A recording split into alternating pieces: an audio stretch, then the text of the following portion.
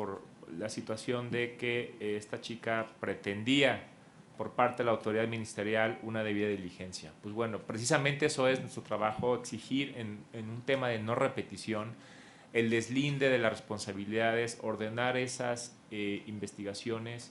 Ahí es donde precisamente las comisiones de víctimas, hablando de esa integralidad, es donde nos diferenciamos de las fiscalías, precisamente porque nosotros, además de verdad, justicia y particularmente reparación, nosotros vamos justamente a generar esa construcción de tejido social que desafortunadamente está siendo impactado en el México en el que estamos viviendo, no nada más en la Ciudad de México. Entonces, esta construcción va de la mano no nada más de las comisiones, sino también, como dije, con las propias víctimas, y algo muy importante y complemento a lo que la maestra Gabriela decía. Este andamiaje legal finalmente es hueco, sin materia, si precisamente la sociedad tampoco lo exige. Y por eso es muy importante estar en este tipo de foros y eventos con personas jóvenes como ustedes, que precisamente son la nueva generación en el que ustedes son el impulso y la exigencia de que esta normatividad cada día se acerque más precisamente a obtener ese reclamo de justicia, verdad y reparación. Esa sería mi intervención. Muchas gracias. Muchísimas gracias, maestro Campo. Creo que es muy importante esta precisión metodológica que hace respecto del papel de las comisiones, como de las fiscalías, y pues todo lo que en cuestión de victimología se deriva, ¿no? Seguiríamos en el orden, vamos con la maestra Chica Rincoar. Gracias.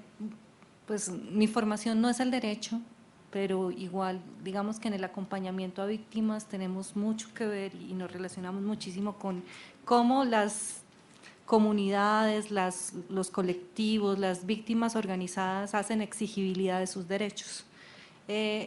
Cuando analizamos la Ley General de Víctimas del país, uno se da cuenta que en su construcción, además de que incorpora un listado amplio de derechos, también nos habla de una serie de medidas y un listado de medidas amplísimas en cuanto a atención humanitaria, en cuanto a medidas de salud, de todo lo que integralmente se debe ofrecer a la víctima.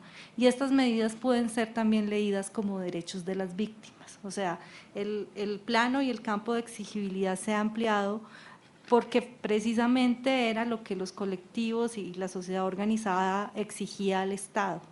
De qué manera atienden la realidad, ¿sí? De qué manera tenemos una ley que nos ampara y sobre la cual podemos exigir cada vez más. Y ahí es muy importante el papel de las comisiones.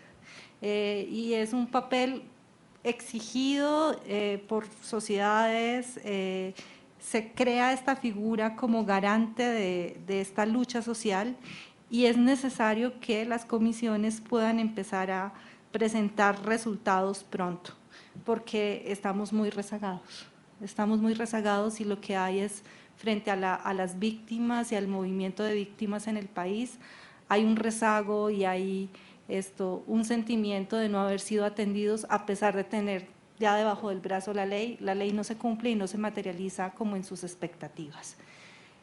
Ahora, el problema aquí un poco, o la invitación del foro, tenía que ver con pensar el papel de la Fiscalía también, ¿no? Y de la Fiscalía, en mi caso, sería frente a estas graves violaciones de derechos humanos. Yo creo que es importantísimo que la Fiscalía pueda fortalecer los procesos para conocer y caracterizar a las víctimas, para conocer y caracterizar a los agresores, a actores y estructuras de violencia implicados en estas graves violaciones. Llegar a los máximos responsables es una exigencia del país, de la sociedad, es una exigencia frente a la corrupción, frente a la impunidad. Encontrar dónde se concentran en la Ciudad de México y a qué causas obedecen estos graves delitos, contextualizar, cumplir los protocolos específicos que hay para el feminicidio, para la desaparición de personas, revisar si se cumplen los estándares internacionales, poder tener comunicación, interacción y articulación entre las mismas fiscalías especializadas que ya existen. Entonces, cómo la Fiscalía Especializada de Feminicidios colabora con la desaparición de personas, con la de trata, y cómo se logra entender cuál es el fenómeno que hay detrás.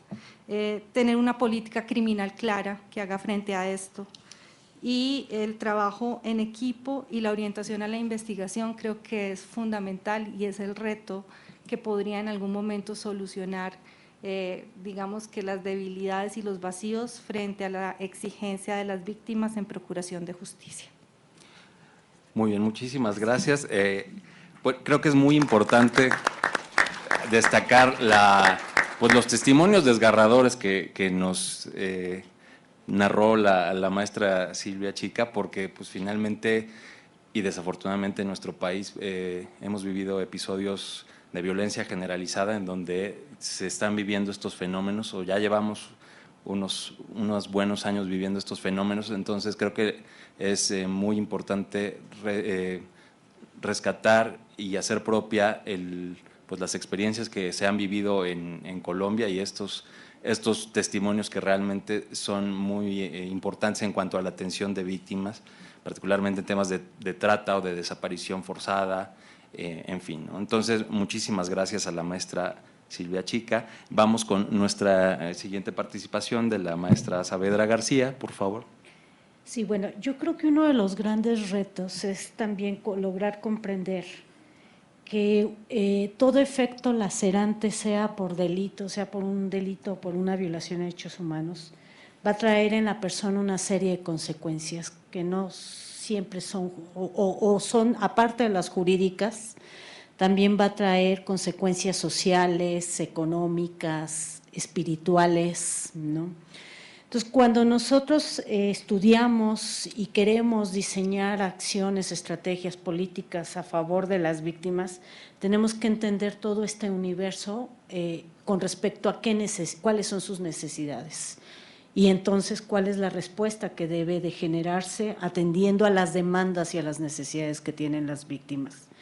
A mí me ha tocado escuchar los testimonios que pudimos, por ejemplo, aquí ver o escuchar con Silvia, y muchas veces te das cuenta que la víctima alrededor, la esfera que ha sido lastimada también necesita de otra parte de atención. Por eso es que creo que se habla de reparación integral, y se cambia el concepto de la reparación que era tasada económicamente, es decir, hoy la reparación no solo tiene que ver con un aspecto monetario o con un aspecto propiamente económico, sino hoy se habla de una reparación integral que parte de la idea de que tiene que atenderse la reconstrucción de un proyecto de vida, este concepto de proyecto de vida que hoy se está incorporando sobre todo en las sentencias de los organismos, de los tribunales internacionales, y que ya en México se está considerando. Esto significa que hoy la obligación de las autoridades está en generar acciones que, como lo comentaban mis colegas, en las que se traza un concepto también que se denomina de debida diligencia, que significa la obligación de prevenir, la obligación de atender, la obligación de proteger, de reparar y de sancionar. Entonces, cuando nosotros vemos que hoy el reto está en trabajar desde la formación de una política pública que vea toda esta parte integral que la persona ha sido afectada, pues entonces podremos entender que el reto es mayúsculo, ¿no? Y bueno, nada más hacer hincapié, aquí hace 7, 8 años en la Ibero hicimos el primer diplomado de víctimas, de victimología, donde se capacitó a los primeros operadores que estuvieron en ese entonces en frente a lo que era Províctima, después Comisión Ejecutiva de Atención a Víctimas, así es. Y la institución que abrió las puertas y la que generó esta estrategia académica fue la Ibero. Entonces, sí, hacer hincapié a eso. Bien, ¿no? Muy, muy importante. Pues creo que también es relevante destacar, ¿no? Unas cosas que nos llamaban mucho la atención. Fíjense, lo limitado que es el personal para atender como asesores jurídicos y acompañar a las víctimas en todo el proceso, ¿no? Entonces, como un esquema que es muy positivo y de mucha avanzada, se ve con estos retos presupuestales por parte del sector público, pues para desarrollar todo este esquema que es muy importante. Entonces, porque el reto es aún mayor, ¿no? Como se mencionaba aquí, no solamente es la atención del delito, sino también la reconstrucción de un proyecto de vida, que creo que esa es una expresión muy, muy importante, para buscar la reparación integral, ¿no? Con todos estos aspectos, ¿no? Tanto las medidas de restitución, la rehabilitación, la compensación, la no repetición, ¿no? Finalmente, o sea, que nos van poniendo en un nuevo ámbito quizá todavía más profundo, que es la recomposición del tejido social, ¿no? Creo que esta es una parte, las reconciliaciones como grupos que pudieran estar enfrentados, la reconstrucción de un tejido social ante estos fenómenos de criminalidad y de impunidad. Entonces creo que es, y también pues cosas que el derecho penal no tradicionalmente nunca había abordado, ¿no? Y es esta nueva, el desarrollo de esta especialización que es la atención a las víctimas, ¿no? La victimología. Y bueno, pues yo quiero agradecer profundamente a nuestros expertos que han compartido sus experiencias, sus conocimientos en sus diversas labores, agradecer desde luego a la Universidad Iberoamericana y a la NUYES, ¿no? Así como a la Procuraduría que han organizado este foro. Damos pie, si hubieran algunas preguntas del público, por acá. Mi nombre es Juan Federico Herrera, profesor de la Ibero. Yo tengo una mala opinión de la Ley General de Víctimas. Me parece que es una ley defectuosa. Por ejemplo, es la única ley que reconoce la nada jurídica, que es la CONAGO. La Conferencia Nacional de Gobernadores es la nada jurídica, no tiene ningún sustento legal.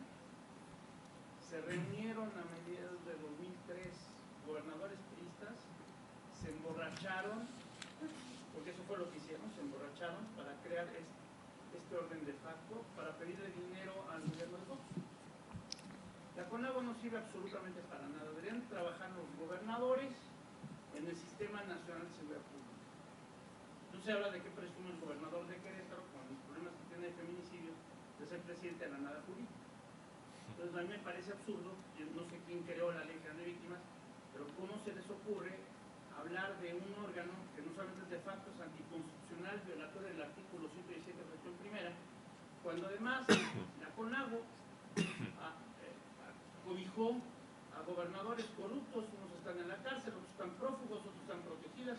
Debe darles vergüenza haber sido gobernadores que se llenaron la boca de proteger a las mujeres, crearon tipos penales por feminicidio. El Estado de México tiene uno, si no el primero, el segundo lugar en muertes de mujeres. Entonces, creo que el marco regulatorio sigue siendo defectuoso, las prácticas políticas siguen siendo defectuosas, hay mucha demagogia.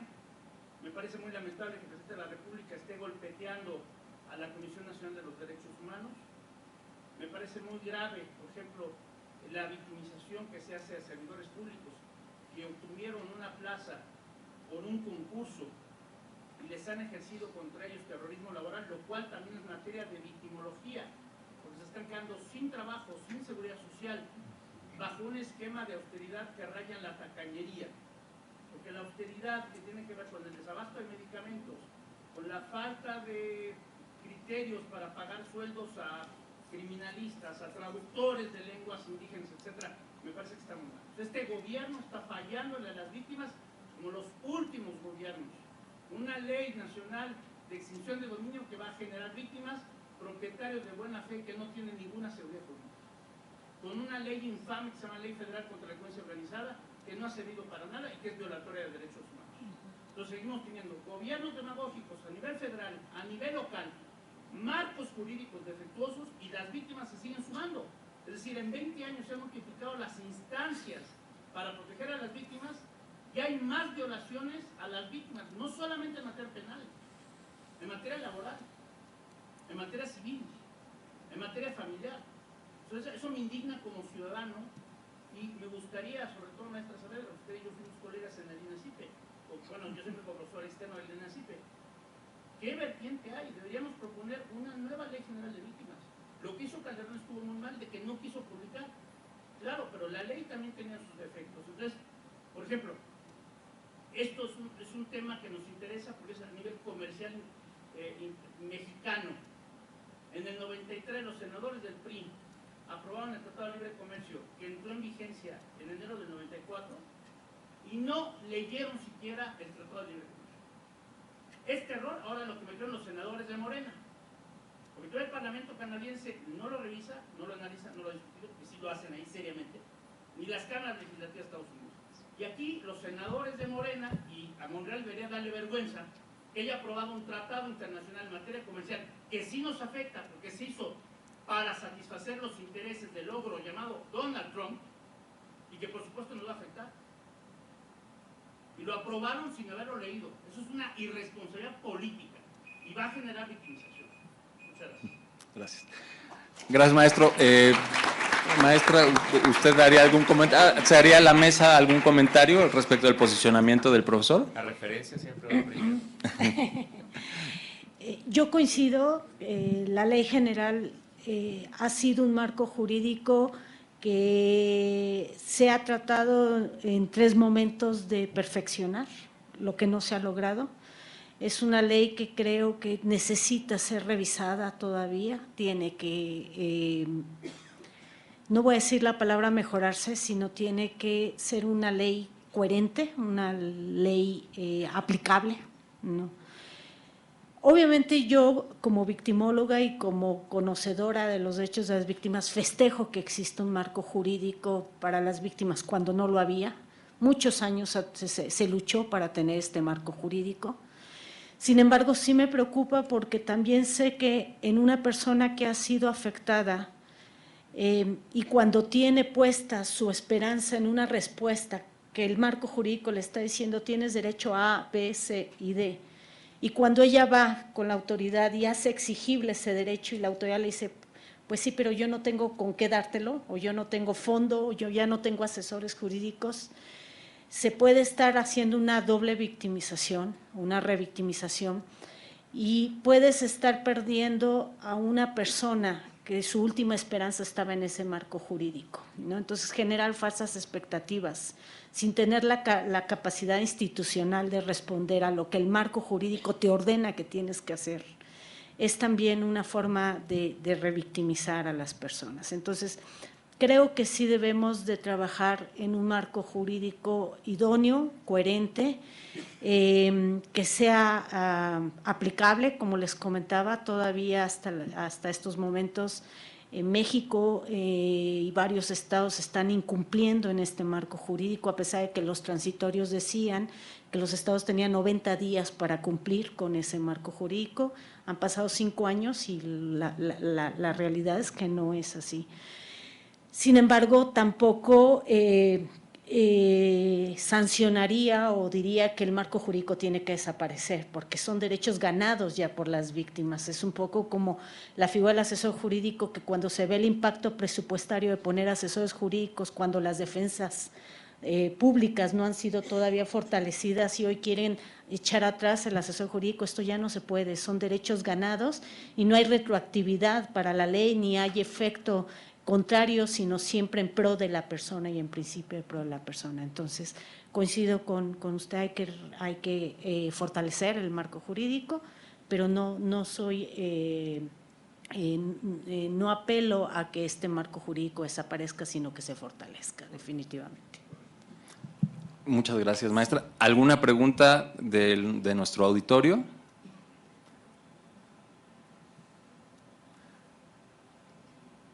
No sé. Quería preguntarle a la maestra Silvia, ¿a través de qué medidas o acciones las organizaciones en derechos humanos apoyan a la metamorfosis de las víctimas y supervivientes?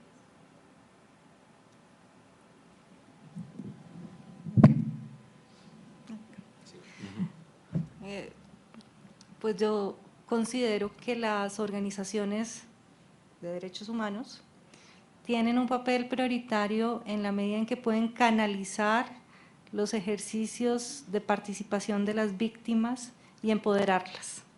O sea, en la medida en que pueden entregar la información adecuada en la medida en que pueden facilitar o empujar que me refiero al caso de las mujeres que hacen parte de los colectivos de personas desaparecidas, que cuando ingresan no tienen ninguna formación política y en la medida en que se organizan y caminan en el colectivo se van formando y empoderando como actores políticos. En esa medida la participación da la posibilidad de exigir y de digamos que a partir del proceso mismo de participación y empoderamiento político se supera en gran medida la victimización. Entonces, creo que, y no solamente es, digamos que, función del sector de sociedad civil, sino de los gobiernos, abrir cada vez más los espacios. Por eso cuando en la Fiscalía se habla de la responsabilidad que tienen los ministerios públicos de acoger a las víctimas, de involucrarlas en el proceso de investigación, de informarles, de mostrarles los expedientes, de contarles en qué va cada paso, lo que están haciendo ahí es precisamente aportar a esto, a ese proceso de empoderamiento, exigibilidad, y que el proceso de justicia mismo resignifica lo que le pasó. O sea, cuando de verdad obtiene justicia al final, no es la misma persona ni es la misma víctima que empezó exigiendo justicia, quien al final ve que de verdad el responsable fue condenado y fue sancionado. Entonces creo que ahí es donde está la clave. Muy bien, muchísimas gracias, maestra. ¿Podré agregar un comentario? Claro que sí. Muy rápido. Todo ser humano tiene un factor de resiliencia. ¿A qué me refiero con esto?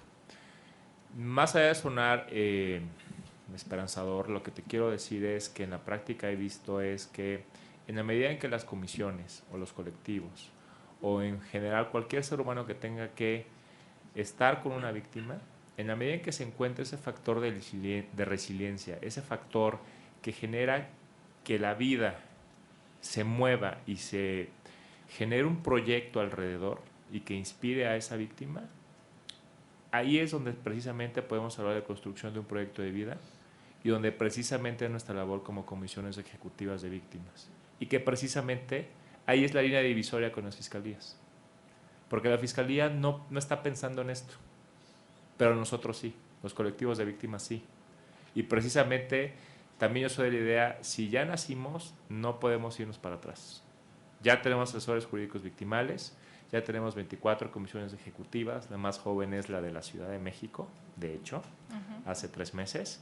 Entonces, yo soy de la idea de que este tipo de problemáticas estamos directamente asociados con las heridas sociales y cómo está comportándose la sociedad. Por eso un marco de hace 5 años, ahorita, yo no diría que sea inoperante, yo digo que tiene que ser autosustentable.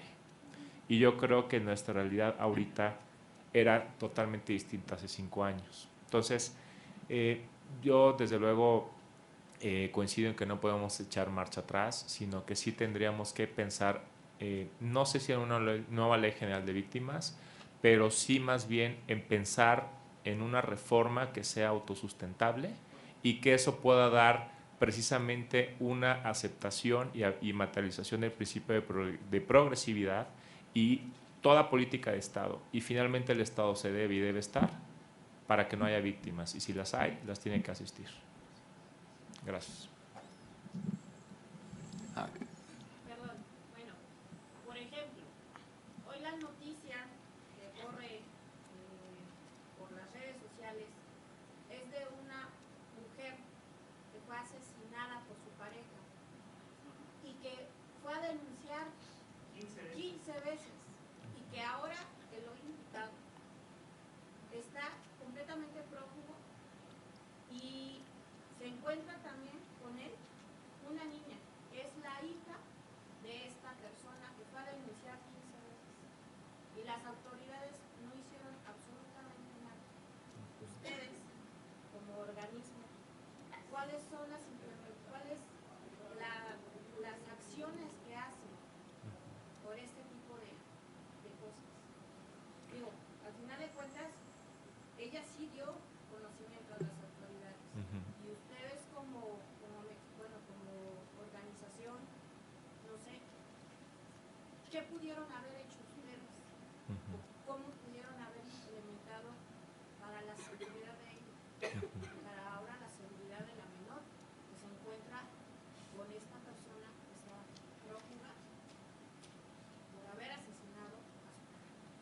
te voy a hablar del mundo del deber ser, que evidentemente ya no fue, asumiendo, digo, no he visto ahorita las redes sociales que comentas, pero asumiendo que es así. En el mundo de deber ser, tuvo que haber sucedido que a la agresión 2, esta persona debió haber solicitado, ella o inclusive la propia autoridad ministerial o un asesor jurídico victimal, medidas de protección, que inclusive pueden implicar la salida de él del domicilio, de tal suerte que se protege el núcleo, desde luego, principalmente la vida de ella, el núcleo esencial, y de esta manera el Estado, precisamente por eso cerraba, el Estado está por y desde y para proteger a las víctimas. Entonces, eso es lo que tuvo que haber sucedido, aparentemente no sucedió, desafortunadamente ya se generó esta muerte violenta, tenemos un menor de edad. ¿Qué nos va a tocar como comisión de víctimas? Pues precisamente ya estamos hablando de una víctima indirecta, que es la hija de esta persona y su núcleo esencial. Lo que nosotros tenemos que ver es precisamente, si es menor de edad, construir un proyecto de vida a través de estas 5 medidas que ya había establecido. Y el Estado, en este caso, tendría que generar la responsabilidad a través de una compensación, no solo de tipo económico, sino precisamente de cómo vamos a construir ese proyecto de vida a ese menor. Si estamos hablando que tiene 14, 15 años, digo, desconozco el caso, pero en un estricto sentido del deber ser, ahí es como comisiones ejecutivas de víctimas, que ese es nuestro trabajo. Y ese no es un trabajo de una fiscalía. El trabajo de la fiscalía, en el caso debe haber sido, al detectar un posible patrón que puede generar inclusive un feminicidio o un homicidio, pues generar esas medidas de protección y proteger a la víctima. Eso es lo que debió haber sucedido. Muy bien, ¿alguna otra pregunta? ¿Sería la última o...? Porque ya estamos sobre el tiempo. Creo que no hay preguntas adicionales. ¿Algún comentario final que quisieran dar a nuestros ponentes? Miren, de no ser el caso, pues con esto damos por concluida nuestra mesa de trabajo, no sin antes agradecerles ante todo su asistencia, su interés. Creo que estos temas realmente son muy relevantes y pues como menciona aquí la compañera, van a ser desde luego pues de estos que van a fijar tendencia y que están en el ojo público generando mucha molestia, efervescencia, sorpresa y evolución jurídica e institucional, ¿no? O sea, las políticas públicas es todo un andamiaje y la generación de estas pues también pasa por diversos ejes. Entonces, nuevamente reiterar el agradecimiento a la Universidad Iberoamericana, a la NUYES, a la Procuraduría General de Justicia de la Ciudad de México, a nuestros expertos, el maestro Campo, la maestra Saavedra, la maestra Chica Rincoar y pues particularmente a ustedes, ¿no? Muchas gracias por su asistencia y su paciencia. Hasta luego.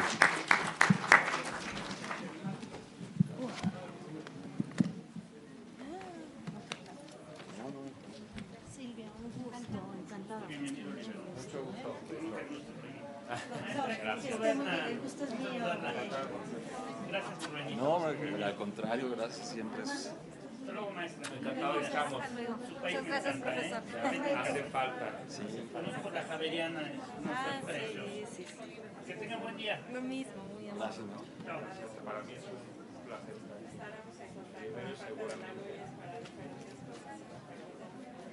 Por supuesto, para nosotros